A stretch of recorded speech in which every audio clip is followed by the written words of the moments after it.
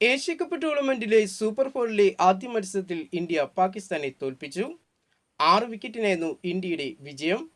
ടൂർണമെന്റിൽ ഇത് രണ്ടാം തവണയാണ് പാകിസ്ഥാൻ ഇന്ത്യക്ക് മുമ്പിൽ തോൽക്കുന്നത്. ടോസ് നഷ്ടപ്പെട്ട് ആദ്യം ബാറ്റിംഗിനിറങ്ങിയ പാകിസ്ഥാൻ നിശ്ചിത ഓവറിൽ 5 വിക്കറ്റ് നഷ്ടത്തിൽ 171 റൺസ് നേടിയപ്പോൾ മറുപടി ബാറ്റിംഗിനിറങ്ങിയ ഇന്ത്യ 4 വിക്കറ്റ് നഷ്ടത്തിൽ 7 പന്തുകൾ ബാക്കി വെച്ചുകൊണ്ട് വിജയ റൺ മറികടക്കുകയായിരുന്നു. ഇന്ത്യൻ ഓപ്പണർമാരായ അഭിഷേക് ശർമ്മയുടെയും ശുഭ്മാൻ ഗില്ലിന്റെയും തകർപ്പൻ ബാറ്റിംഗ് പ്രകടനമായിരുന്നു ഇന്ത്യക്ക് വിജയം സമ്മാനിച്ചത്. അതേസമയം ഇന്ത്യൻ ക്യാപ്റ്റനായ സൂര്യകുമാർ യാദവിനും വിക്കറ്റ് കീപ്പർ ബാറ്ററായ സഞ്ജു സാംസണും ബാറ്റിംഗിൽ തിളങ്ങാൻ കഴിഞ്ഞില്ല. സൂര്യ 0-നും സഞ്ജു 13 റൺസുമാണ് നേടിയത്.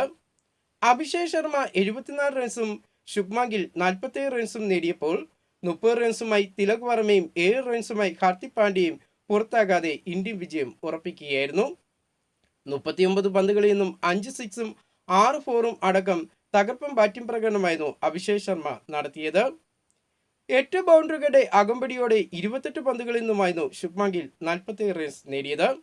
കളിയിലെ താരമായി മാറിയതും അഭിഷേക് ശർമ്മയായിരുന്നു. 58 റൺസ് നേടിയ ഫർഹാനായിരുന്നു പാക് ബാറ്റിംഗ് നിരയിലെ ടോപ്പ് സ്കോറർ.